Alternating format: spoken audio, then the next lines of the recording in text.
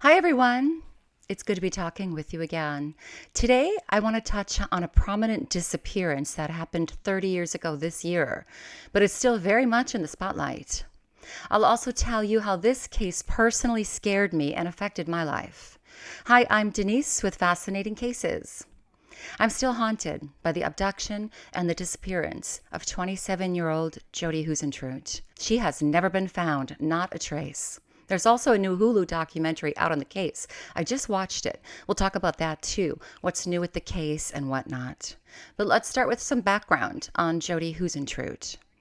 Jodi was born in Long Prairie, Minnesota in June of 1968. She was a popular girl who excelled at golf in high school. She graduated from St. Cloud State University, where she studied mass communications. Her first job was as a flight attendant, but she soon transitioned into TV news, and that's where her heart was, and she shined at the job. She started in Cedar Rapids, Iowa, and eventually landed in Mason City, Iowa. In 1993, she was an on-the-scene reporter and news anchor at KIMT Channel 3. She anchored the morning show called Daybreak. This is News Channel 3's Daybreak.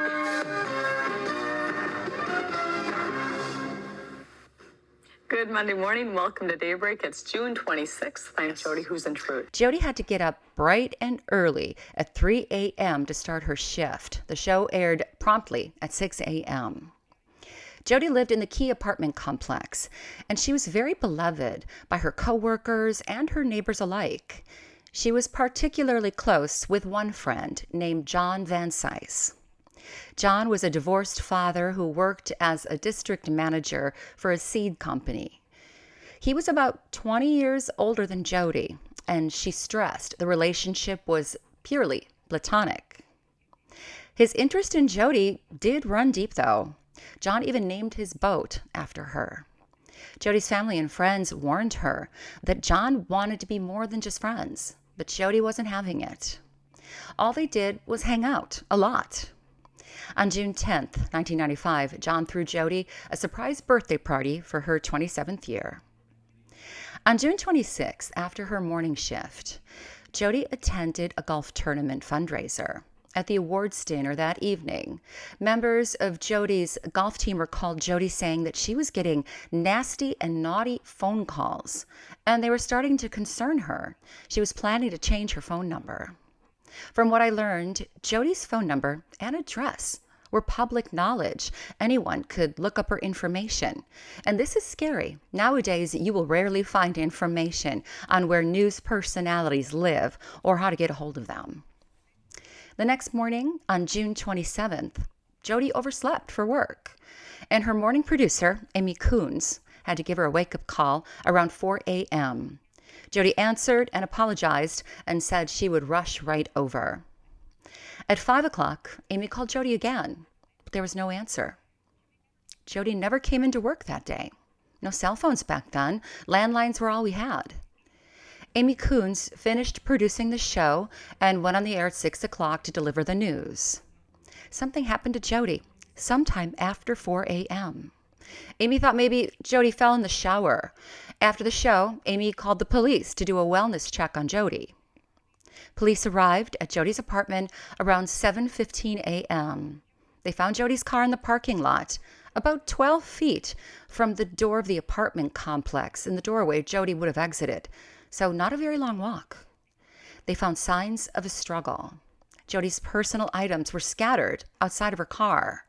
Her red shoes, her hairdryer, her hairspray, earrings, everything she most likely carried with her out the door for work. Officers also found a bent car key on the concrete. Police began to knock on apartment doors in the building, asking neighbors if they heard or saw anything. Some people said yes. They heard screams coming from the parking lot around 4:30 a.m. Nobody called 911. A neighbor down the street named Randy also reported seeing a white van in Jodi's parking lot with its lights on, and it was parked funny, like it was blocking other cars from leaving the lot.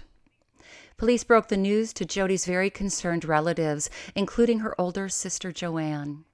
Joanne told police that Jodi mentioned that she felt like she was being followed. And as a local TV personality, Jodi was in the public eye. Mason City was a small market with a viewing area of about 150,000 people. The city itself was just over 27,000 residents. As a person on TV coming into homes every night, viewers felt like they knew Jodi. I was also a TV reporter at a small market at the same time that Jodi disappeared. People want to talk to you. It takes a while to get used to people staring at you. It's like, why is everyone staring at me? And then you remember, oh, they recognize me. It's harmless. But some people do overstep. Clearly, somebody was obsessed with Jodi and meant to do her harm. And in a small town, you have easier access to local celebrities. You know where they work, obviously, and if you follow them home, you know where they live. On October 8th, 1994, around 8 months before her abduction, Jodi called the Mason City Police to report that she had been followed while taking a jog. It was a newer truck, and the driver had stared at her intently. Jodi began taking self-defense classes. A good thing, but it didn't help. Investigators believed it was a surprise attack on Jodi. As she was putting her key in her car door lock, someone grabbed her. The key bent. She dropped her stuff, and she was dragged over to another vehicle. There were drag marks leading away from Jodi's car. The fear she must have felt. Her screams were heard. So who took Jodi? Was it a random attack by a stalker, or was it by somebody that Jodi knew? Massive searches were underway for Jodi. Police combed the area around the Key apartment complex, including a park and a river. Nothing turned up. The only evidence police had to work with was a stray hair found by the car and a palm print on a post nearby. Police were also searching for that white van seen in the parking lot early that morning. While police were searching, a man showed up to say he was most likely the last person to have seen Jodi alive.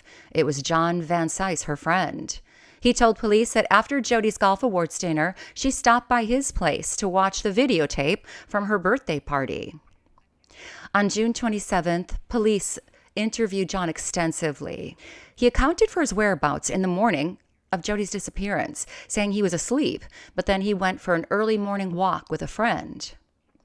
John gave police his palm print, and he passed a lie detector test. John would end up being interviewed by police twice. And he talked with KIMT Channel 3, too. We're all praying and hoping that she's okay, and we just have to keep praying and keep hoping, and I think she'll come back. I really do. So he was putting himself front and center. He even said Jodi was like a daughter to him. Police find Jodi's diary in her apartment. She wrote about her concerns, her dreams, and her plans. She wrote about John, too, but she never said anything negative about him. Nothing like he's getting too friendly or out of line or he wants more, something like that. On July 1st, Mason City Police hold a news conference with very little new information.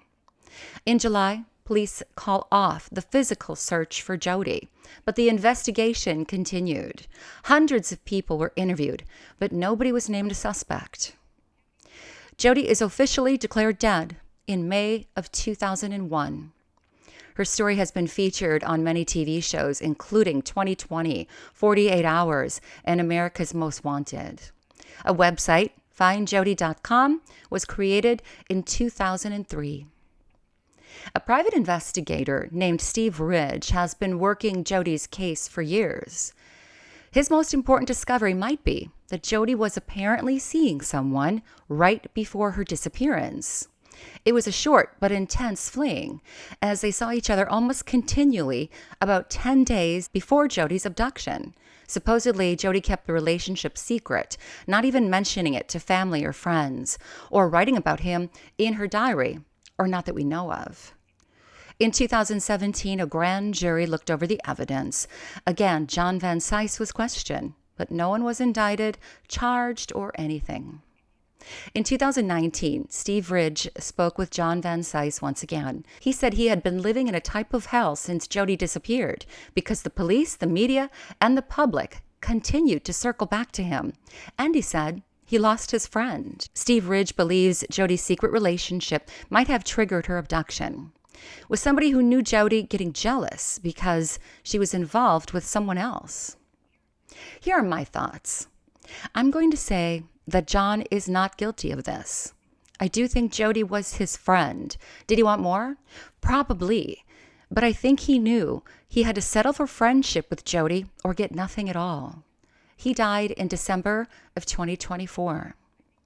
I think whoever did this to Jodi watched her on TV, someone in the viewing area. They called her and most likely followed her, maybe from work to home. When Jodi reported to police an encounter with someone following her, she said he stared at her intently. Wouldn't she have recognized the person if it was someone she knew? When I was at my TV job, I was out jogging too, and a man in a car pulled over and asked if I was Denise. I said yes, and I picked up my pace, but it was pretty scary. I've also had men send me their photos in the mail. What happened to Jodi could have easily happened to me. I think Jodi is dead, and her remains are out there somewhere. My question is, the person who did this probably lived in the viewing area, and did this person go home or to work and act strangely, maybe for a while? And maybe someone out there could remember something, anything. There is a new Hulu special out, a 3-part series on Jodi's disappearance. I watched it, and really, it was good, but I didn't learn anything new. Police are still busy investigating new suspects. They're identified, but nothing concrete comes of any lead. There were a couple of interesting things that did come out of the documentary, though. Amy Coons, Jodi's coworker, she believes John is the guilty one. He was obsessed with Jodi, and maybe Jodi seeing another man was too much for him. Coons said that on the morning of the disappearance, John called the station asking for Jodi. Amy said, she's not here. She said that was something that was way out of the ordinary, not usual. He never called like that early before. And he did the day Jodi disappeared. That is interesting. Jodi had big dreams, and I think she was very talented. She probably would have landed somewhere big if she hadn't been snuffed out. Her parents are both gone now, but her sister Joanne is carrying on, still looking for Jodi. And I hope she gets closure. We're always going to miss her and everything, but at least we would know. We could get the case solved and have justice served. This case personally scared me. I have pepper spray with me everywhere. It's in my home, in my car, in my purse. I've never had to spray anyone yet, but I pulled it out twice when I felt threatened. And boy, let me tell you, do people back off when they see it? What do you think happened to Jodi Huisentruit? Was she abducted by a stranger? Or do you think it was somebody she knew? Let me know in the comments and I'll get back to you. I appreciate you watching so much. Please like and subscribe, and I'll be talking to you again real soon. Thanks. Bye.